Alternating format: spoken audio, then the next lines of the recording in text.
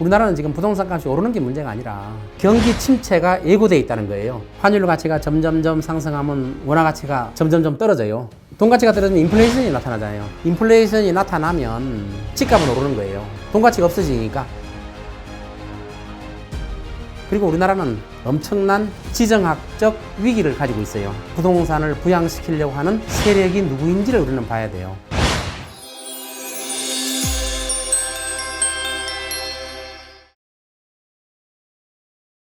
안녕하세요. 빅톡TV 서동기입니다. 최근에 그 부동산 가격이 상승한다는 기사가 많이 나오고 있고, 실제로 서울 중심지 일부에서는 가격이 상승하고 있죠. 서울 시내 같은 경우는 지금 거래량이 5천 건이 넘었어요. 역대 평균이 6천 건이거든요.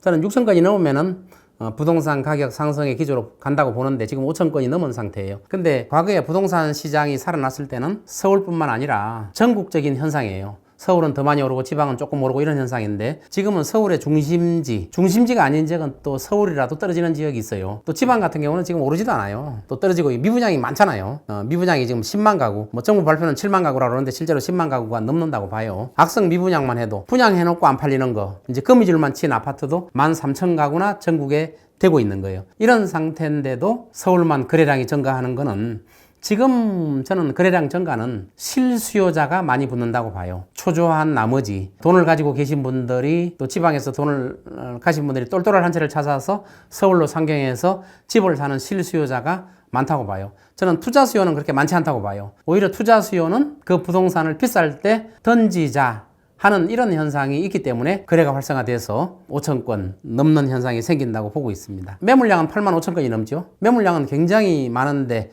5천 건 정도 거래가 되고 있는 거예요. 저는 지금 아파트 값이 오르는 거는 정부의 영향이 크다고 봐요. 정부가 집값을 끌어올리는 큰 견인차 역할을 하고 있어요. 전세 대출을 해주는 이유가 뭐예요? 전세 값이 올리는 원인이 되잖아요. 나는 전세 살 여유가 없는데 정부가 90% 대출해 준다고 하니까 전세 살 수 있는 여유가 없는 사람한테 전세 살게 만들잖아요. 그럼 전세값이 상승시키잖아요. 전세값을 상승시키면 집값을 상승시키는 요인이 된다는 거예요. 그렇기 때문에 정부가 지금 부동산 가격을 상승시키는 견인 역할을 하고 있다, 이렇게 보고 있어요. 저는 기준금리를 내리지 않을까 저는 우려를 하고 있어요. 기준금리까지 내리고, 만일에 부동산 값이 이렇게 부양책을 썼는데도 안 오른다, 그럼 기준금리까지 내릴 수도 있다, 이런 생각이 드는 거예요. 집값을 올리기 위해서. 부동산 가격은 과거에 개발도상기 때는 부동산 값이 몇 년 지나면 2배 되고, 몇 년 지나면 3배 되고, 막 4배 되고 이렇게 되는 경우가 있었잖아요. 근데 앞으로 그렇게 배수로 되는 경우는 없어요. 올라봐야 조금뿐이 안 올라요. 그러니까 연끌을 하시는 분들은 조심해야 되는 게, 금리가 아무리 싸다고 하더라도, 정부에서 혜택을 많이 줘서 이자가 싸다고 하더라도 원금은 갚아야 되잖아요.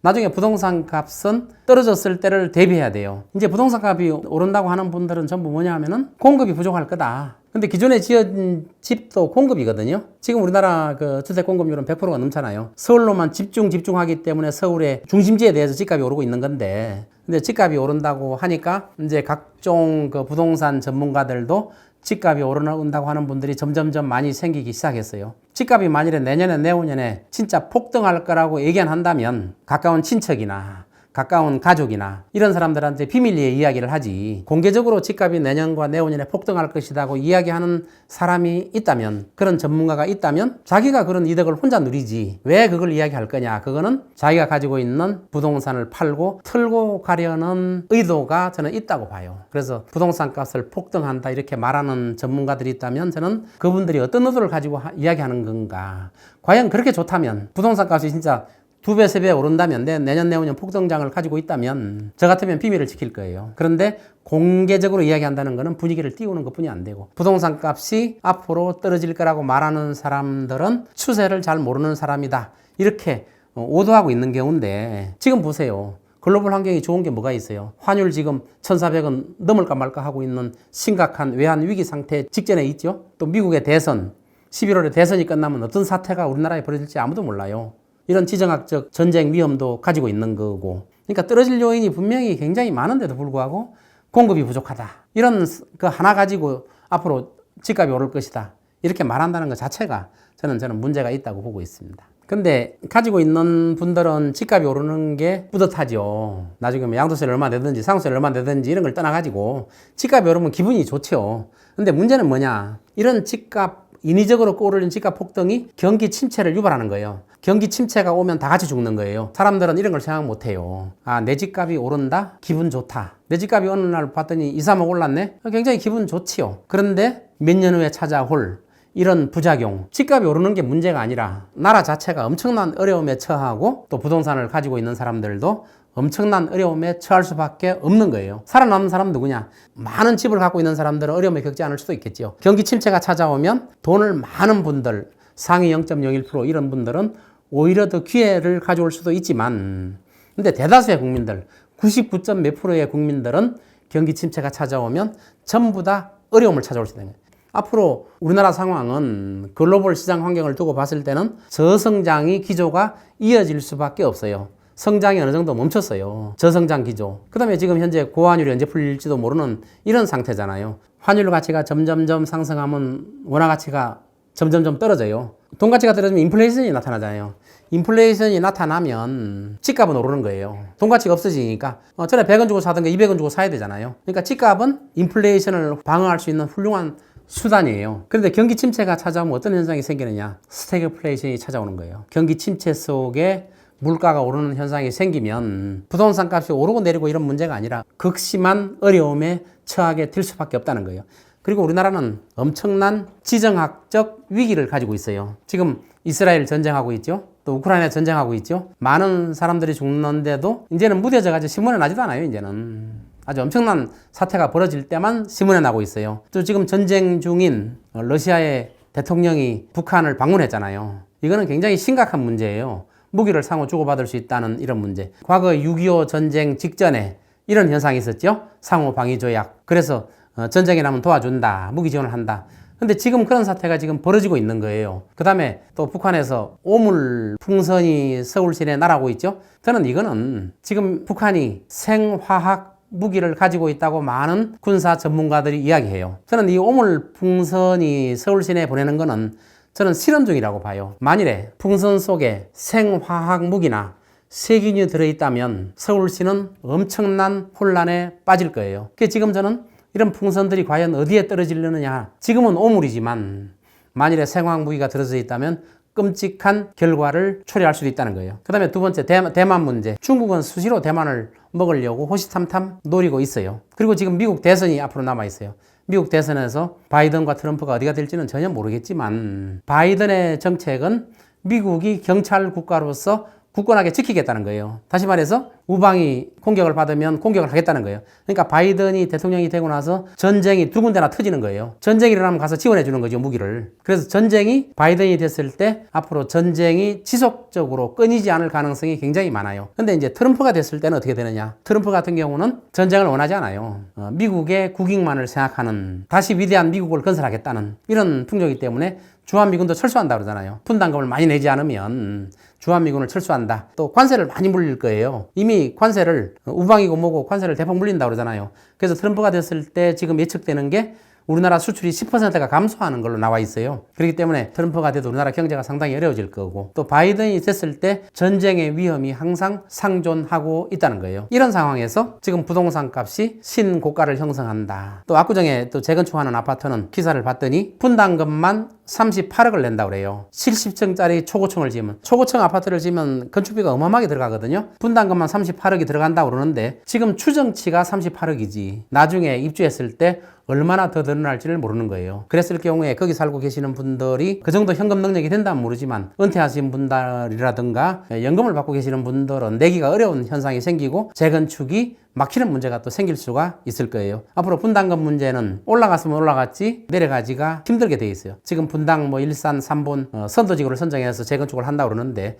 분담금이 얼마나 나올지 지금 불투명해요. 안개 속이에요. 그러나 분담금은 상당히 많이 나올 수 있다. 이런 상태에서 집값이 고공행진을 하는 가장 큰 이유가 정부의 지금 정책이라고 봐요. 정부는 돈을 과감하게 풀고 있어요. 작년에 특례 보금자리론 풀어서 집값 하락을 막았죠. 또 신생아 특례 대출 해죠. 또 세금을 지금 2% 주담대 대출을 금리를 낮추고 있잖아요. 기준금리를 한국은행에서 안 내려도 지금 내리는 효과를 충분히 누리고 있는 거예요. 그럼 이런 사태가 나중에 어떤 문제가 발생하느냐? 부동산 값이 하락했을 때 우리나라는 견디지 못하는, 일본을 따라가지도 못하는 그런 사태가 발생할 수 있다는 거예요. 그리고 이런 조금 전에 말했던 이런 지정학적 위기가 있는데도 불구하고 지금 부동산을 부양시키려고 하는 세력이 누구인지를 우리는 봐야 돼요. 지금 가지고 있는 부동산 가지고 있는 분들이 높은 값에 털기 위해서, 팔고 나가기 위해서 하는 건지, 아니면 진짜로 부동산이 거래가 활성화돼 가지고 가격이 상승한지를 잘 봐야 돼요.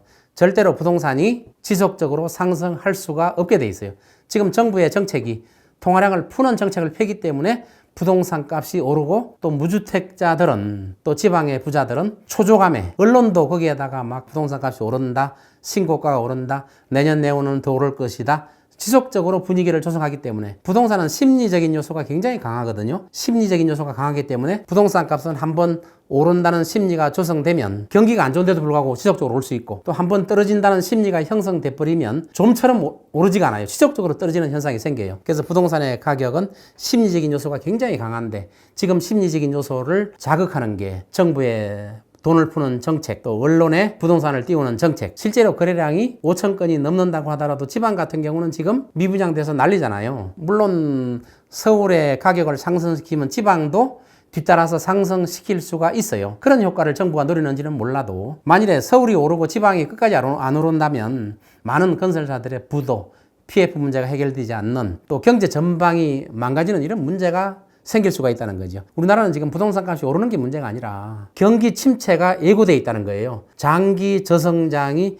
예고되어 있고, 뭐 세계 어느 기관이나 우리나라는 장기 저성장이 예고되어 있다는 거예요. 또 출산율도 굉장히 낮아요. 좋은 조건이 하나도 없는 거예요. 지금 좋은 점이 없는데 왜 오르느냐? 그러면 이거를 올리는 세력이 있다는 거고, 거기에 동조하는 게 저는 정부라고 봐요. 그래서 정부의 이러한 돈풀기 정책은 이제 좀 멈춰야 되지 않느냐. 서울이 지금 이제 주택수가 400만 호 정도 되거든요. 서울 시내만. 경기도가 한 600만 호 되니까 서울과 경기도가 한 1000만 호 돼요, 주택이. 그 중에서 거의 절반 정도가 아파트예요. 그 다음에 나머지 절반이 이제 빌라가 많죠. 이제 빌라 시장이 완전히 망가지니까 빌라는 안 사잖아요. 그러면 수요가 아파트로만 몰리고 있잖아요. 빌라 시장으로 옮겨갈 수 있는 그런 정부 정책을 펼쳐야 된다는 거죠. 아파트로만 하다 보니까 자꾸 재건축만 생각하는 거예요.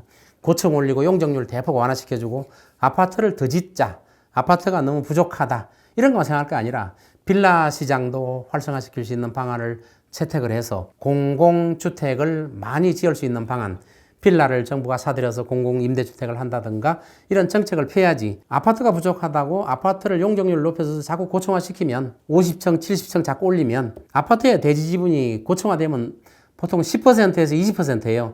30평 아파트가, 초고층 아파트 같은 경우는 아파트 대지 지분이 한 3평뿐이 안 돼요. 3평. 건물은 감가상각 자산이거든요. 뭐 50년, 100년 후에 되면 그 건물은 없어지는 거잖아요. 없어지면은 나중에 그 많은 초고층에 있던 사람들이 3평씩 텐트 치고 살 수밖에 없는 거예요. 아니면 초고층 아파트를 다시 엄청난 돈을 지어서 짓든지. 3평이면 사람이 살기 충분하긴 해요. 그러나 그러한 것들을 염두에 두지 않고 초고층화시킨 재건축 아파트가 나중에 어떤 결과가 될지 뻔한데, 슬럼화 될 수 있고 땅 평수가 적은 평수에 수많은 사람들이 몰려있는 이런 현상들을 고려하지 않고 아파트가 부족하다고 해서 아파트만 계속 늘리려고 용적률을 높여주고 초고층화시키고 하면은 나중에 후손들한테 엄청난 콘크리트 덩어리를 물려주는 이런 현상이 생길 수 있다는 거예요. 근데 이제 장기적으로 우리가 내후년에 오를 건데 20년, 30년 후에 이를 이야기하느냐. 부동산 가격이라는 거는 장래 기대 이익을 반영한 게 부동산 가격이에요. 장래 기대 이익은 2, 3년 이상은 예측하기 힘들어요. 근데 초고층 같은 경우는 2, 30년 후가 예측이 된단 말이에요. 이런 장래 기대이익이 형편없단 말이에요. 나중에 정부 초고층 아파트는 시간이 지나면 지날수록 제로에 수렴하는데, 그 건물값은 이러한 장래 기대이익에 대한 현재 가치는 굉장히 떨어져야 맞는데 그렇게 고려하지 않는다는 거예요. 지금 당장 아파트가 부족하고 또 빌라를 선호하지 않고, 또 빌라에 살던 전세 살던 사람들도 아파트 전세를 들어오기 시작하고 전세값이 오르고 또 집값을 밀어 올리는 그런 효과를 가져오기 때문에 당장만 고려하는데, 이러한 것들을 초고층 아파트가 가져올 수 있는 나중에 큰 재앙 같은 거를 생각한다면 지금처럼 아파트 값이 오르지만은 않을 것이라는 거죠.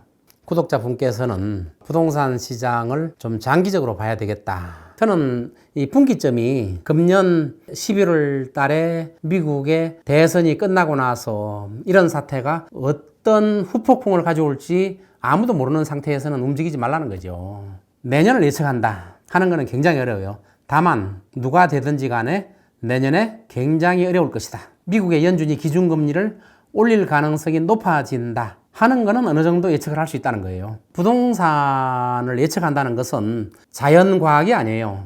공식대로 떨어지는 게 아니에요. 어떤 게 맞을지 예측이 어려운 거예요. 그러나 문제가 있다고 봐요. 앞으로 어떻게 될지도 모르는 불투명한 상태에서 오른다고 예측하는 것은 건설회사에 영향을 받지 않았나, 저는 이렇게 보고 있습니다. 앞으로 그 정부는 한 정부가 20년 동안 집권하게 만들면 이런 현상이 안 생겨요. 5년뿐이 안 되니까 내 때만 지키면 되는 거예요. 옛날에 그랬잖아요. 내 때만 이렇게 하다 보니까 내가 대통령 그만두기 직전에 IMF가 와버렸잖아요. 나만 지키기 위해서. 이런 현상이 자꾸 생기는 거예요. 그래서 앞으로 경기 침체를 막기 위해서라도 앞으로 정권은 20년 이상 임기를 가지자. 이런 것도 이런 건 있을 수가 없겠지만 민주주의 사회에서 이런 것까지도 고려해야 되는 거예요. 정책은 자꾸 바뀌고 내 임기 때만 2, 3년만 살리면 되지, 5년만 살리면 되지, 이래가지고 어느 날 국민들한테 기자회견 했잖아요. IMF가 찾아왔습니다. 2, 3일 전에까지만 해도 우리 경제는 걱정 없다 이렇게 발표하던 분들이 국무총리까지 다 나와가지고 IMF 지원을 받을 수밖에 없습니다. 이런 사태가 나타나지 말라는 보장이 없는 거예요. 정권은 지금 현재 내가 인기를 끌 수 있는 것만 할 게 아니라 내가 인기를 잃더라도 지지율이 많이 떨어진다고 하더라도 장기적인 전략을 세워야 되는데 그 장기적인 전략을 세울 수 있는 대통령은 부처나 예수님뿐이 없어요. 다른 분들은 전혀 못해요. 할 수가 없어요. 그래서 지금 부동산 정책을 부양시키는 것은 저는 잘못된 정책이라고 보고 있습니다. 물론 합리적인 논리는 펴요. 지금 부동산 값이 떨어지면 PF 문제, 건설회사 다 무너져요. 그러면은 우리나라 경제가 굉장히 위기가 찾아오는 거예요. 그러나 저는 이러한 것들이 무너지는 게 나중에 장기 침체가 오는 것보다 훨씬 더 적은 비용을 들인다고 저는 보고 있는 거예요.